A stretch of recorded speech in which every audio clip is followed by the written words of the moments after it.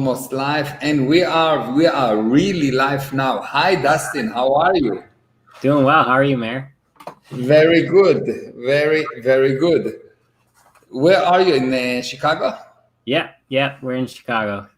And what's going on there with the Corona insanity? Maybe one of the most insane states in the U.S., but Really? yeah, I mean, it seems to be one of the slower ones to open things back up. Of course, they've got their mask thing in place, and we're just dealing. We're still doing what we're doing and keep pushing. Wow. Okay. So let's see. We've got some people here. I just want to say hi, everyone that's joining. We're starting the interview. So from now on, I will be only with Dustin. If you have any questions, you can, of course, private message me. And if you're listening to that on YouTube, I'm on Instagram at Meir Ezra Official. And we're going to talk today about the lost art of the Yoga Sutras and anything that you want. It doesn't have to be that. Anything you want, you can ask me. Children, nuclear physics, quantum physics, husband, wives, relationships, or any subject. What do you want to talk about? Well, I was thinking about it for the last couple of days, and I really wanted to try to figure out for myself, what do I feel is something that is really real for me that I don't know is real for a lot of other people, about like the education and the classes that we've been through. And that is, to give a little backstory, a lot of the people for me that are my friends, my family, grew up in a small town, and there's not a lot of people that own their own businesses and are entrepreneurs. But I really wanted to kind of ask you, from your perspective, the value of the classes, because a lot of the times, the names say one thing, but you get something entirely different because it's not necessarily black and white. Yeah. So the name of the class generally do not say anything about the class, and it's not important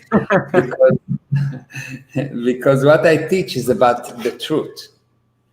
And the truth, if you get one piece of truth, it will solve any problem in your life. If you actually, if you will have one piece of truth totally, you will not actually need anything, because the moment that you will be able to see one truth, at that moment you become the creator. What do I mean? Let's define the word truth. Okay, let's look what is truth. Okay, let's look at that. So a lie is a change from the original. A lie is a change from the original, which means a truth is something that do not contain a change. Yes? Yes. So if a lie is a change from the original, a truth is something that do not contain a change.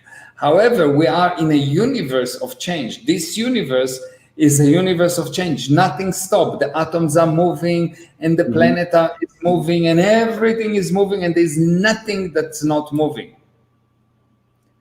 So how will there ever be truth here? So in this universe, what you have viewpoints, and the truth is actually something that is out of this universe, is what's come before. So what do I mean in order to understand that concept? Imagine that the universe started at one point. Okay. Now the word started is really important to understand what the word started mean. The word started mean was not here before. So when I say the interview started at 7:00, it means the interview was not here before. Right. If I say iPhone has been started at 2007, it means before that there was no iPhone. So if I said this universe started at one point, it means that before that there was no universe. There was no physical universe here, yes? Yes. So we have the physical universe, and the physical universe is a universe of change. Okay? Mm-hmm. The thing that created the physical universe is a universe of no change. Okay? Makes sense. Yes. You can say that the physical universe is the universe of change, or in other words, a universe of lies. Mm-hmm. And the spiritual universe is the universe of truth. So you can say the truth bring about lies. Truth have the ability to bring something out of nothing. So truth bring about lies. So the existence of lies actually indicate that before that was truth. So if there is hate, before that there was love. If you are weak, it's actually a proof that you are strong. If you lose money, it's actually because you had money before to lose. Yeah. So any bad condition that you ever have or experience for you should be the ultimate truth that you actually powerful. How powerful you are? As powerful as the bad condition that you can experience. Wow. So it's quite fascinating. So when people look at a bad experience, they think, well, bad experience, so it means that I'm useless. It means that I'm not so good because I lost. It means that other people are better than me. No. Bad condition means you're very powerful. Now the question is only one thing. What are you going to concentrate on? Look at the bad condition and decide I'm a failure, so I will do nothing. Mm-hmm. Or realize the bad condition means, whoa, I'm so powerful. Let's create something new. Let's create more. You get the idea? This is really fascinating. You have someone that fights with you a lot, like really don't like you, and he fights with you. It's probably because he really liked you before. Yeah. Like my best students are the students that at the beginning were violently opposing to what I said. I had one student, he's still my student. So the first that he came to the relationship seminar, he stood up and he basically said, everything you say is stupid. And I realized at that moment that he really likes me. He just doesn't know that yet. Yeah.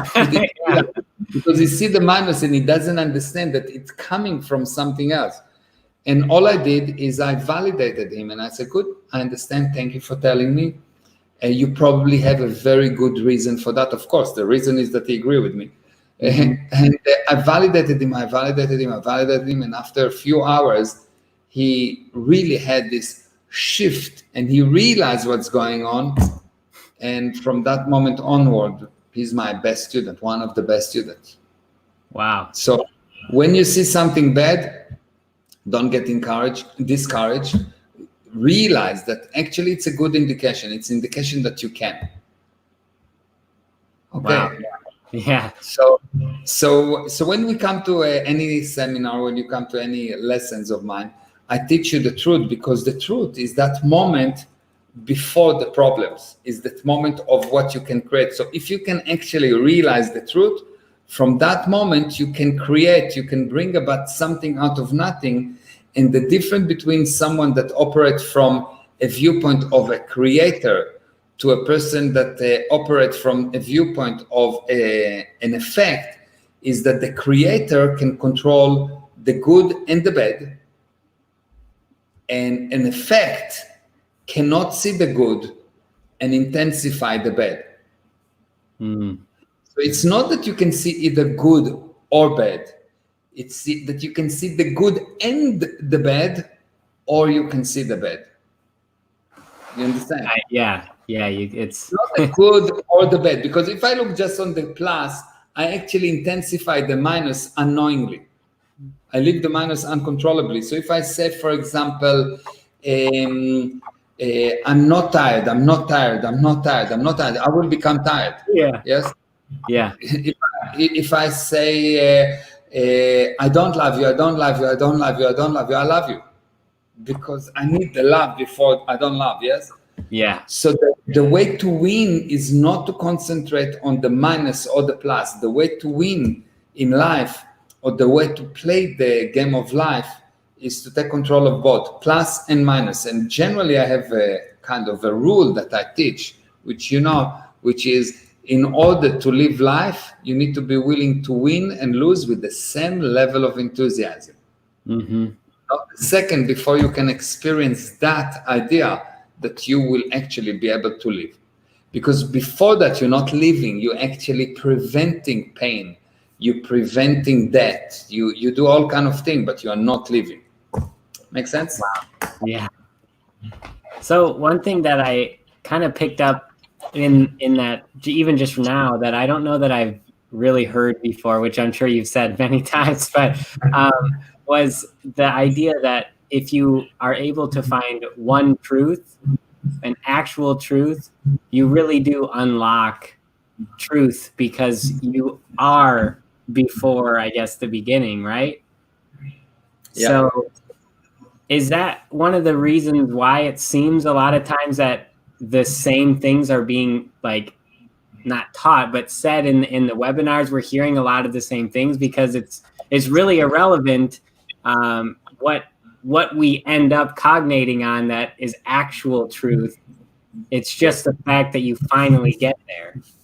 Yeah, the truth, you need to get to the truth. And the moment that you get to that truth, what will happen is that you will simply know.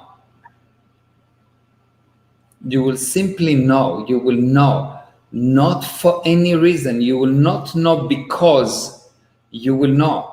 You will not. So generally in the physical universe, if this is the physical universe, this area to the right here, so this is the physical universe and this is the spiritual universe. The physical universe is built in such a way that something happened and that caused something else to happen and that caused something else to happen.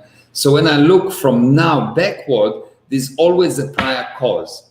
If there is a cell phone around me, it's because someone built it and built the pieces and connected pieces and plan them, and there's all kind of prior causes which lead to the beginning, which is someone had an idea of, let's do a cell phone. So all the physical manifestation, if you take them back, they go into an idea. An idea is not physical. Right. Idea has no continuation. Idea is not physical. Idea is not something that composed of two. Idea is not something that you can touch. But ideas result in facts. So you can say that every single fact in the universe used to be an idea. Every fact used to be an idea, which means that in order to go back to you knowing, all you have to do is to train the spiritual muscle that called invent ideas. If you take any problems you have right now, any situation that you have right now, anything that you want to achieve right now, and you be brave enough to sit down and write ideas, not logical ideas, not necessarily practical ideas, just write ideas about that problem that you have or about this goal that you have. Just write ideas. All of a sudden you will have, you'll know what to do. And because you will know what to do, things will happen with no effort. You want to know how much you know? Check how much effort you need to exert. The more you know, the less the effort. The less you know, the more the effort. So for example, for as long as we didn't know how to, we didn't have the idea of bulldozers, it was a lot of effort to dig a hole or to dig a hole through a mountain. Today, that because we know a lot of things about building machines, then you sit in an air-conditioned cabin and you move a joystick and you go through a mountain. So the more you know, the less effort you have.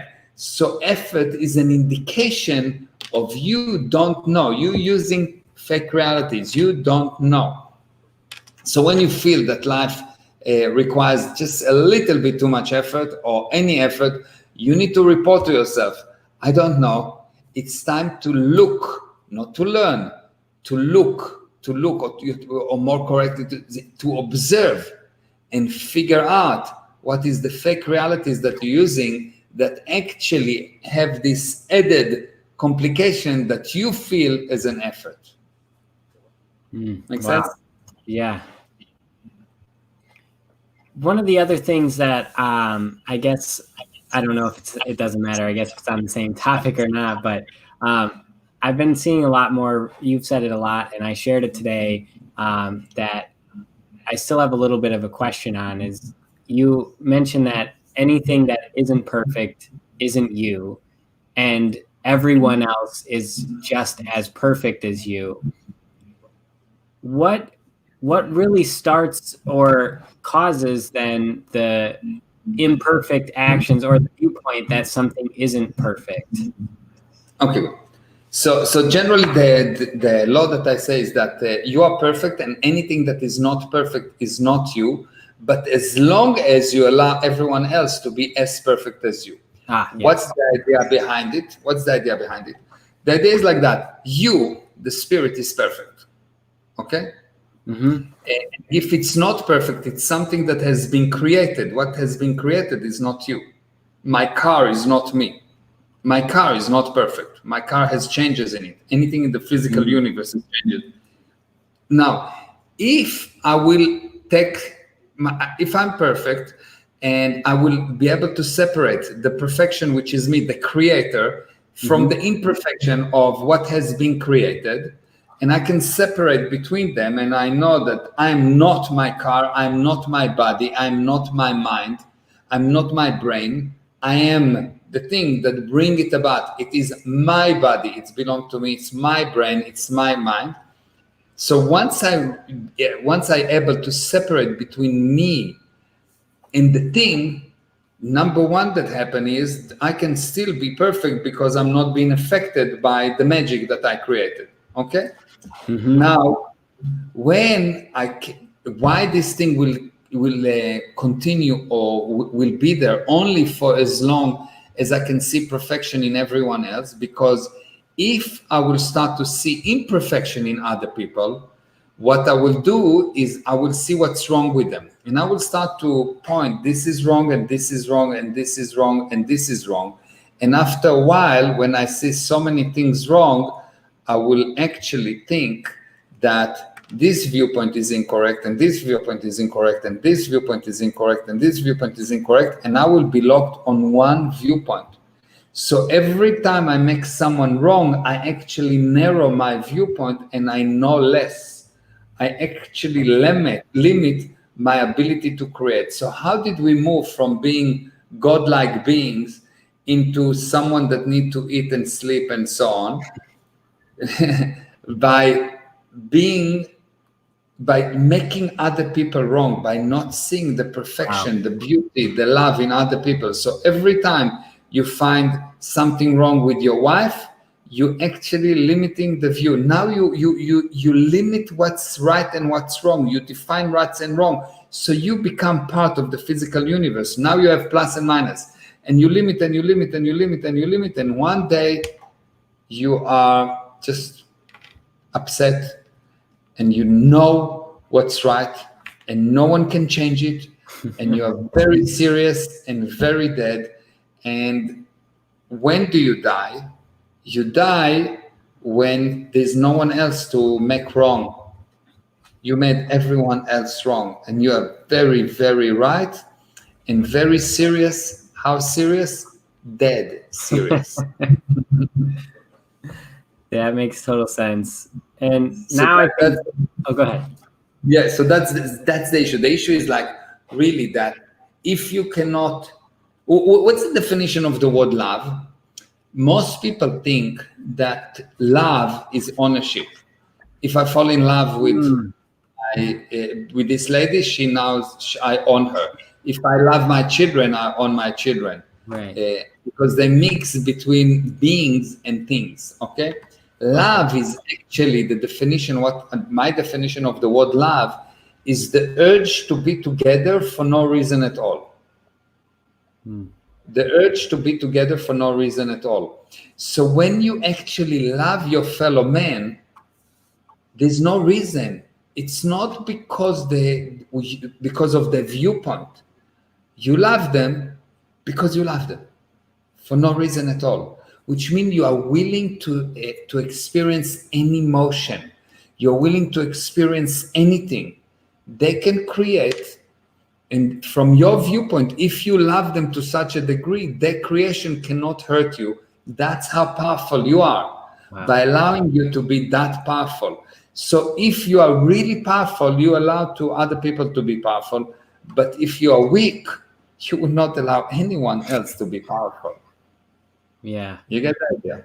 Yeah. It's amazing. Yeah. So what I was going to say too is now I think is a very clear time, especially with the coronavirus and the kind of the scare of all of this going on. There's a lot of different data. There's a lot of different viewpoints. And of course, the intention of everyone that's sharing the data is ultimately to help and to, really put forward the right intention for what should be done. But obviously there are a lot of false ideas and false data that's being passed around. So what is like the best way to go about, even just keeping yourself a little bit more sane as you go through and you see some people that you really care about, that you really want to help them, and maybe their viewpoint is a little different than you don't want to cause a strain in that relationship, but you also, really want to make sure that they're, improving as well. Okay. So let's look at a few basic principles, okay? Okay. Fear is an unwillingness to observe, or an unwillingness or inability to perceive, okay? So if I don't observe something, what I think that I observe do not exist, yes? Yes. So fear is a state where what you're afraid of do not exist. So when there is fear, you know that there are lies. Yes. So for example, when the 9/11 happened, they said there will be 20,000 people that will die. Well, 3,500 people die. It's dead. Each one of them is one too many, and it's terrible, but it's not 20,000 people, because whoever said that during the fear period is bullshitting. Yes. So people said, well, in Israel, there will be 10,000 of people that die. Few hundred people die. Why? Because they're afraid and they themselves don't see. So what's the mistake that we make? We think that if someone is a politician or a doctor or anything like that, they don't get affected by their own mis-emotions. They do. Exactly the same like you. So a person that is afraid will always make mistake because he cannot see. And that's why after the mat, when everyone gets relaxed and the fear has been removed, you look and you say, but how did they make such a big mistake? I mean, the number was just in front of them. Exactly like you make big mistakes when you're afraid. When you're afraid, you make mistakes. How big mistake? Huge mistakes. So first of all, you need to know that when someone promotes fear, he is lying. He is lying and he cannot not lie. Okay, so far so good? Makes sense, yes. Makes sense. Okay, good. So that's the first thing. And so a person is afraid is a person that lies. Now, what you need to do is to look at the data. And what's the first thing you need to do is to really realize what is right and what is wrong. Right and wrong is not black and white. Right and wrong is just a gradient of right and gradient of wrong. For example, the ultimate right will be to check and to test every person in the world for heart attack from the age of 0. Doing tests. It will be the right thing to take every man and check for prostate cancer. It will be very right, but it's not pro-survival because it will cost so much money that you don't do that. You don't do that because it's not practical, okay? Now, if I look at the corona situation and I look at the number of people that got sick and died, and I say, okay, so there is in Israel, I'll check in Israel and then we'll look at the other, it applies to any country. Israel spent, I'm just saying a number, $10 billion on on the disaster, okay, on the corona disaster. And they had 1,000 people that got into hospitals and 100 people that die, or 200 people that die, okay? Mm-hmm. When I do the calculation, I say the amount of money that has been invested divided by the number of people, each patient cost $100 million, $200 million. It's not numbers that are logical, because in a day-to-day, so many people die because there's not $50 million budget for the health industry. You understand? So it does not make sense. The way that they operate is totally based on misconception, regardless of any conspiracy theory, regardless of anything. I know that because the media promote fear, what they promote is a lie. Now you need to look and say, well, obviously it's incorrect. Obviously it doesn't make sense. Mm-hmm. Obviously it does not make sense. Now there are endless amount of data around about what's going on, but I don't listen to the conspiracy theory. I say, well, I know for sure how much money has been spent. I know how many people died. I know how many people went to hospital. The numbers do not make sense. Just the number do not make sense. If you will start to look at the number, you see it does not make sense. Now, you look at how many people they said that will die in the US versus how many people actually die, and you'll see it's not even in the same order of magnitude, yes? Right.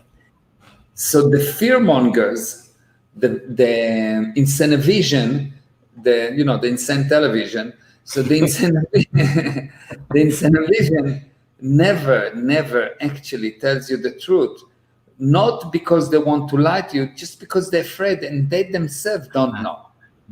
The people that report, regardless if they have bad intention or not, they're afraid. You need to know that they lie. If someone is afraid, he's lying, and if someone is lying, he's afraid. End of story. There is no question about it. You need to know like you know that it's day and night. Someone is afraid, is lying. Don't actually take what they say seriously, because all they want is to make you serious. They don't want you to be alive, because people that are afraid are very close to dying and they want everyone to die with them. So they see only death and destruction. When you look further into the issue of the coronavirus, you'll see that any person, I started from somewhere around December with my friend and very good friend and partner to say that the coronavirus is just nonsense. It's just total nonsense. And at the beginning, everyone told me, well, you don't know, you don't understand. It's total nonsense. It's a very mild flu. It's very bad for old people. Very, very bad for old people that are already sick and dying. So you need to protect them, but you don't need to close the whole planet has been closed. Yeah. It's insane. The good versus the bad do not add up. Now people says, well, but we saved life by that. No, you didn't save one person. You did not save one person, because you cannot stop a virus. What you can do is try to monitor the speed of expansion of the virus. But again, I take Israel. They said, well, there will be not enough breathing machine, etc. In Israel, there was 3,000 breathing machine at the time that the coronavirus started, and more or less every person will need in Israel about 10, 15 days of breathing machine, or every person that will get sick and will get so bad, which means that for as long as you don't get somewhere around 150, 200 new patients per day that need breathing machine, you're okay. You understand? Yeah. They don't get even to 1 or 2. But they're almost out of machines. And it's the same in the US. Yeah. It's the same in the US. And so they go and they buy many machines. The only one thing, they didn't get more people to use them. And they didn't get more people to operate them. Yeah. And so it's nonsense. It's just lies. Now what's happening? Everyone said, but what happened in Italy? What happened in Italy? What's Yeah. happened in Italy is that Italy has a very old population. If in Israel, the average age of the Israeli, the middle age of Israeli is somewhere around 30 or 31, something like that. In Italy, it's somewhere around 45 or 46, something Wow. like that, yes? Yeah. So it's a big difference. Yeah. So of course, the risk is higher there. Yeah. Also, there's other factors that affecting that mortality rate, and one of the biggest factor that affecting the mortality rate is how you count it. Yeah, for sure. Yeah. So what happened is most of the people here, there's 3,000 more people that has been infected, 50,000 people more people that been affected. How many people been affected means nothing. Nothing, really, it means nothing. Yeah. What's important is how many people at what age actually got symptomatic. That's what's important. That's the only numbers that's important. And of course, how many die, yes? Yeah, of course. Sure. So when you deal with nonsense, when you cannot evaluate data because you are afraid, you will always come to the wrong conclusion. And people do that not only in regards to the coronavirus. Most of the businesses will go bankrupt within the first 5 years of their life. 10 out of 100 will go out, 90 out of 100 will go out of business within the first year of their life, which means that men generally don't have a very good track record of evaluating situation. People are generally blind. They don't see the facts, not because they're bad. I think people are perfect. I think anything that is not perfect is not you. But the inability to observe is something that inherent with people. And what I teach is really how to observe. That's why I say, you come to me, I will not teach you. I will actually get you to discover the data. Yeah, for sure. And that's the difference about what I do to, I think, anyone else. I don't teach in the way of giving you more data. I teach in a way of deleting data. Yeah, and you know, from our experience too, it's everything that we've learned has been 100% applicable no matter where we want to. And I say learned, but obviously you laugh, I'm sure, sometimes when you hear us say it, because it's not a learned thing as much as a remembered thing. But it's just amazing to see how applicable every single time that we get cognitions and are able to use the data, it applies everywhere. And you know, and that's why, like, I think it's important for people to understand too that when, you know, for this class that's coming up this coming weekend, you know, yes, it's titled the way that it is, and it is about the Yoga Sutras. It's not that it's a lie, but it's not that it's only applicable for people who are studying yoga that are interested in being yogi. It's a 100% application about, you know, to your life. And you know, from that last weekend's class, the snippet before that, you know, it's amazing data. And I think, you know, I guess, do you have any little sneak peeks or tidbits for this upcoming weekend? Because you gave us a little bit last week, but so last week, what I've done in the class, I took a few of the sutras, 2 of the sutras, and asked people that studied them or didn't study them to explain to me what does it mean. And the fact was that no one could explain it. Why? Yes.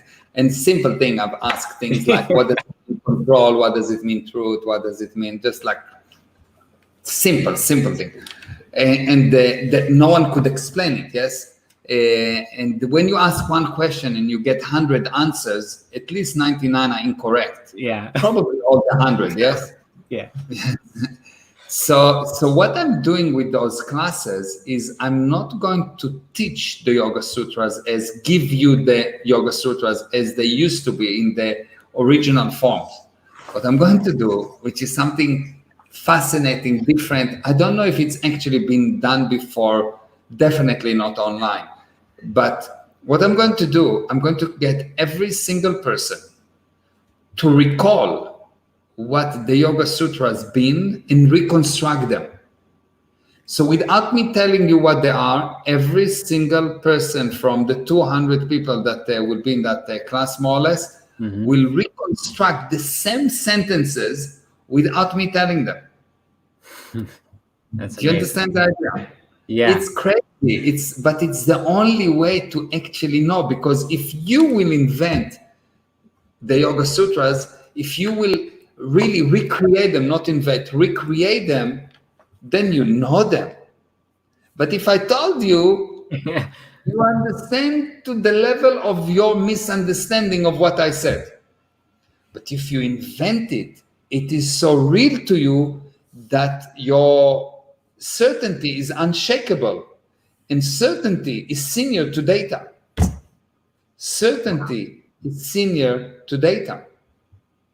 And that's unbelievable, because what brings result is not the data, is the certainty. Data is a stepping stone to get you to a point where you can say, you know what, I'm certain. Certainty is senior to data. And that's really important, because everything you do in your life is in the direction of certainty. Once I'm certain that I know how to dance, I know how to dance. I don't go and now look at the data. What should I move? The hand, left. What am I doing? If you're certain you can dance, for as long as you don't certain, you look at the data and you look like someone that dance from a manual. You know, it's not good. Yes. Yeah. So certainty is senior to data, and that's what I'm going for, to actually get you to realize what they are. You will have these cognitions of, of course, it must be like that.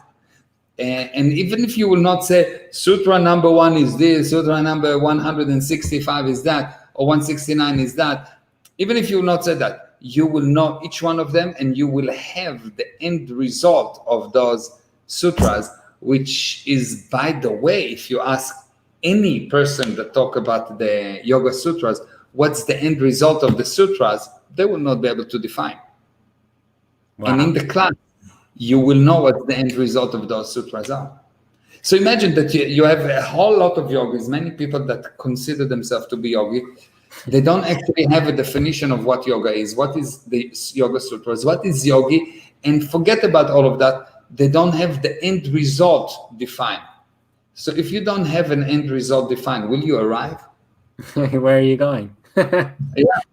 So, and what I'm saying is not comfortable to people that have been doing it for a long time, unless if you really look and say, one second, did I actually arrive to what I thought that I should arrive? How is do my life really straighten out? On all areas, not that can I do an asana, can I do a pause, but because the purpose is not to do a pause with your body, the purpose is to get to some kind of a state. The purpose is to get somewhere in your life, because you can do the best, most beautiful dance move, but if you are hungry and you're unhappy and your relationship is not good and your health is not good and your husband leave you and your children hate you, why do you do this asanas? You understand? Why do you do? The purpose is not moving the body in a certain way. The purpose is something else. And if it's not defined, even if you will get to that purpose, let's say, you will not know that you got there. So you cannot even have a win. Wow. Yeah. Wow, that's awesome. And I know, I'm super excited to see this class coming up this weekend. I mean, we've been doing a lot of other, education and things with you too, and it's been amazing. And I know, for anyone that's interested in improving their life, actually, anything that they can get into with you or listening to replays or whatever, just it's the way to go. It really is the way that you can really see the improvements in your life. Thank you. So if you want to join us on Sunday, 3 p.m. Eastern Standard Time or 9 p.m. South Africa time, 10 p.m. Israel time, It's not going to be easy for you, because what I'm going to tell you is not what you want to hear, but what you need to hear. My purpose is not to make you feel good. My purpose is to make you. And it goes through some kind of moving furnitures in your head and some kind of pain. If you're willing to experience the 1 hour pain and then have lifetimes of lifetimes of creation, then you are welcome. But if you want to stay at the same square where you are, don't waste your time. All you have to do is to go to www.meirezra.com/yoga. And those people that are on YouTube and hearing right now on YouTube, or if you hear the recording of this thing, follow me on Instagram, Meir Ezra Official, or Meir Ezra on Facebook. You can always private message me. I always answer to everyone without exception. Always answer. I answer, not someone else. I always answer, and I will help you with anything that you need. Write to me. Feel free to write to me. If you want to see the first recording of the first Lost Art of the Yoga Sutra, write to me. I will give you a link to watch the video. And thank you, Dustin. Thank you, Amit and Swapna. Thank you for everyone that joined. I see a lot of people here. Alon Sadot, Shalom. Monica, hi. Amit, Shaked. Wow, Katie is here. Hello. And Tressa. Wow. And who else I see here? Lisa Phillips. Hi, nice to see you. And everyone on Instagram. And I'm sure there are many people on YouTube. I just don't see you here. Thank you for joining. And the biggest thank you, and thank you for Shamaya, of course, that organizing everything in the background. And the biggest thank you for Gali, that helps me with everything. And that's all. Thank you very much. I'll see you tomorrow at 10 p.m. with more interviews. Bye-bye. Bye-bye. Thank you. Thank you, Dustin. Bye.